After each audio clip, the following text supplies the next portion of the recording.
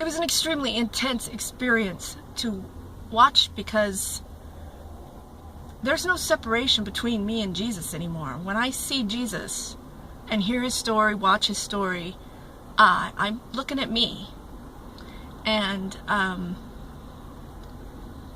even when I try to distance myself and just watch it as the story of Jesus or something, it doesn't happen. I know when I'm looking at myself. So it was really very intense and very beautiful to see the love between Jesus and his disciples. And there's spoilers in here, so if you haven't seen it and you don't want spoilers, then don't watch this. It was very blockbustery, you know, very thrilling and everything, but I think it was probably pretty true to historical accuracy as far as the brutality of the time. You know, I think that people like to, it's like I saw this children's book about Easter at the dollar store. I should have bought it, but you know, I don't have a lot of money. But it had this picture of this little cartoon Jesus carrying this little cartoon cross on his back with like this sort of little smile, and he's looking at the child, you know, and they're talking about the story of Easter, and Jesus carried his cross, and it was just like, I don't think you could cartoonize this story very much. Granted, it's challenging to find a way to sort of share that story with children, but I don't think that's the way to do it. Anyway, so the movie did, you know, remind us that that was an extremely brutal time. Everybody was getting crucified and thrown into these mass graves, and, you know, and that's important to remember, because anybody that thinks we're not living in a hell world needs to really explore what other kind of world would do that. Where do you end up crucifying people and throwing them into mass graves? That's, you know, that's not the kingdom of heaven. That's not my kingdom. Come, my will isn't being done there. So what was really intense is at the end, and again, big spoiler here, the skeptic Roman soldier who's been going around killing people, you know, becomes a convert, walks with Jesus' followers, and becomes a believer because of their love. And that's what I really loved about the movie, is that it told the message of Jesus. It wasn't just the story of Jesus, it was the message of Jesus, that love is our weapon. Bartholomew, I believe, said that, or it might have been Simon. And so, yeah, that was impactful and beautiful, and the actor that they got to play Jesus, I felt really put his heart into it, and he looked kind of like Jesus looked. I know what Jesus looked like in that lifetime. I know what I looked like. I looked like Dennis LeCourrier from Dr. Hook. And so he kind of looked like that, and I could, you know, kind of see it. And of course, Dennis LeCourrier is even more gentle and sweet and kind, and he's much, you know, he's much sweeter than I am. I look at these other aspects of myself, and I'm like, wow, you're a lot sweeter than I am. But you know, whatever. I am what I have to be. I think this time I have to be much more of a warrior. And so I'm a blend. I'm sweet. I am very sweet. And I am a warrior. And so yeah, I saw the preview of God's Not Dead 2 started off, the movie started off with that preview, and I cried all the way through that. It was very intense, because I know I'm going to be fighting that fight. I'm pretty sure that's what Talia has in mind. I'm going to, you know, have to stand up in front of people, and it's not even have to. I mean, I don't even mind that part. I don't know, I probably don't mind any of it. It just brings up the old pain.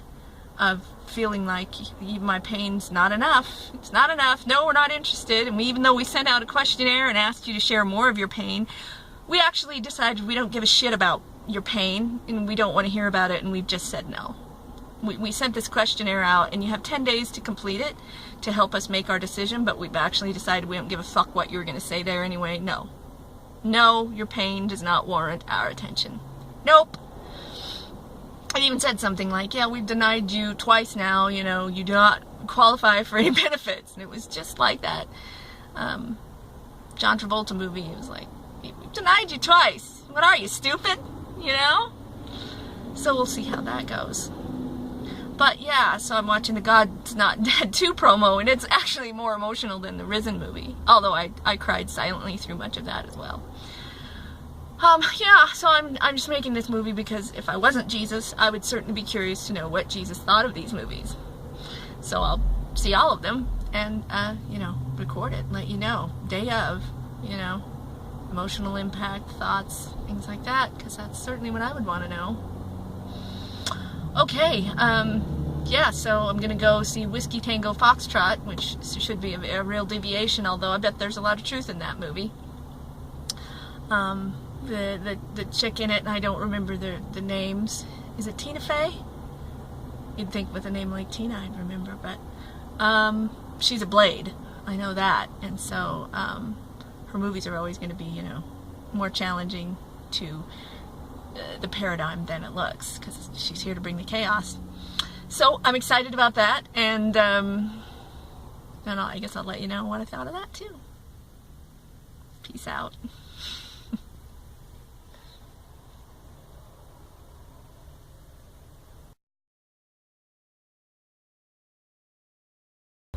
So, yeah, just finished watching The Lady in the Van, and most of the theater goers were elderly women, and that's what the story was about. One of them in the row ahead of me fell asleep and so was snoring very loudly. It's just like being at home, where my mother always falls asleep, and when my grandmother's over, she always falls asleep. But what was interesting was that the story takes place between 74 and 89, and in England. And I found myself even bewildered by how much caring there was for this homeless old woman. I've never seen anyone care about homeless people that much. Even in, well, I mean, it's funny. In Arcata, there's tons of homeless people, and it's just a part of the culture. And yet, because of that, no one tries to help them. No one tries to get them into a situation better than where they are. Everyone just accepts there are homeless people, which is better than what they do in Boise, which is arrest them for putting up tents in the middle of town because they don't have anywhere to sleep. So I found myself feeling, you know, surprised, even confused. I'm like, there are people that care about homeless people? I've never seen such a thing. The social worker showing up to force, you know, clean clothes on her and things like that. That doesn't happen where I come from. I don't know if it's a United States thing or if it's a, you know, an Idaho and then California, and I've also lived in Oregon thing. But there are no social workers forcing anyone to accept anything. I've had some really horrible situations with social workers who made me feel like shit just for asking for help, which I'm not against social workers. I basically was a social worker. I worked in social work. I worked in the helping professions. I was a psychosocial rehabilitation specialist. I was a juvenile probation officer. I worked in the psych hospital, same one I ended up in 10 years later. But my point being that I found myself like almost unable to get over that. The fact that she had people that actually cared about her, cared whether she lived or died, cared if she had medical care, cared if she had clothes. Because that's not happening here in the United States. Hasn't really happened to me. I've received help, I've gotten help, but I've had to seek it, I've had to chase it down like a dog chasing a car sometimes, and getting kicked in the face for it sometimes, which is what is happening with the disability, of course. And yeah, so it's all sort of related, because Risen really put me in a warrior mood. Risen really made me want to stand up for what I believe in, no matter what. And then the lady in the van, and here I am, a lady in a van, in my van. It's so funny. But that really made me think about her life purpose, was to teach tolerance by making people tolerate her. And of course, she was the muse of this writer who had no other life, evidently, but to... And he didn't even write about her while she was alive. He didn't write about her until she was dead. But it brought up the whole... It's like, it's connected, because I've been a homeless person. I've been someone who has begged for help, who has practically gotten on her knees and begged for help. I've certainly cried for help and screamed for help, and mostly have gotten hurt for that. I have gotten some help, but I've mostly gotten hurt. I even said that during the interview at Social Security. And so what did they do for you at Intermountain? I said, oh, they traumatized me. They abused me and traumatized me. Oh, so it was a negative experience. Yes, you could say that. Yes, you could say that I came out and for 6 weeks was in a constant state of panic attack because of everything that had happened to me and that I had witnessed there. You could say that. So yeah, watching the lady in the van and watching people actually care about homeless people, I couldn't get over that. I couldn't get over my own personal experiences and how very much they were different. Here she was not grateful or nice or humble or friendly or anything, and people just kept trying to be kind to her. And, of course I've been the opposite. I've been the friendly, humble person, and because of who I am, of course, I've been rejected and attacked and blah, blah, blah, blah. But that's the lens through which I was viewing it. And of course, I was in a theater full of elderly people, and so they were all viewing it through their lens. And I think, that's kind of the point of the movie, is to make you very aware of your own lens. And that is absolutely what it did for me. So I've got about, I think, 45 minutes until Whiskey Tango Foxtrot, and then I might see Risen again, because it was so impactful, and I might see Gods of Egypt again. I really enjoyed watching that one, so we'll see. I don't know. So that's it. That's my review of The Lady in the Van from The Lady in the Van.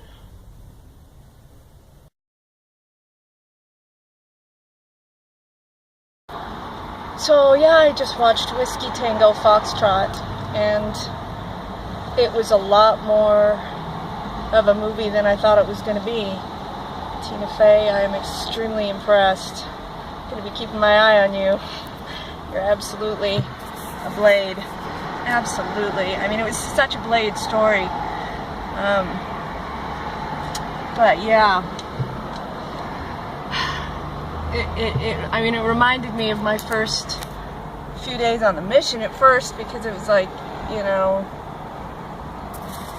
this is spoilers.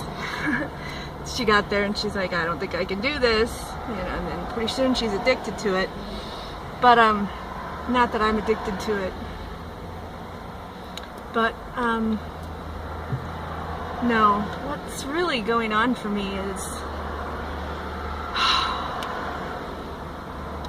I'm just feeling overwhelmed. Overwhelmed with who I am as a person, overwhelmed with, the destiny that I'm stepping into. I'm just feeling really overwhelmed. I'm sure that the upcoming full moon in Scorpio is helping me stay extremely emotional about the whole thing, because I feel just, really, really raw. Sometimes I feel like, oh God, I would like to stop crying. I would just really like to stop crying. Because crying just seems like it's like a response these days for me. Just, oh, let's cry again. And it's really getting old, and so I pray that when I get that tear tattoo that I don't have to live like this anymore, crying every day for a great majority, or not a majority, but a great chunk of time out of each day is spent crying. And I know that I'm doing it because the men can't. So I'm crying for the men. I'm doing their crying for them. And so, yeah, it's like, yeah, it's 6, getting on close to 6:30. I watched all 3 of my movies. Risen is on again at 7:20. I might go see Risen again. I don't want to go home to a place that is not my home.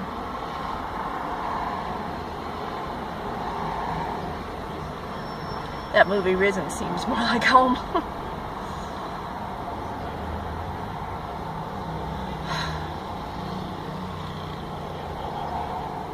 When I go to movies like that, I feel less alone, less lonely, because there I am up on the screen. There's somebody who knows what I feel like. There, he knows. Yeah, so I might go see Risen. Because seeing me up on screen with my disciples makes me feel less lonely. That seems really kind of pathetic and probably psychotic to some people. Of course, those who would think I'm delusional would absolutely think that that's a crazy and delusional thing to do. To go see Risen so you can hang out with your old pals, the disciples, because I'm just so fucking lonely these days.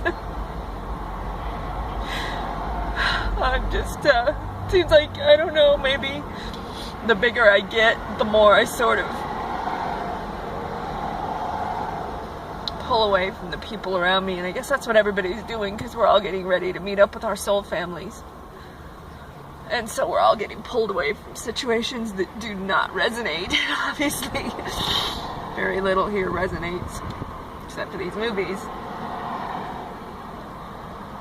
So, yeah, I guess I've pretty much made up my mind. I'm gonna go and see it again so I can hang out with my friends, the disciples.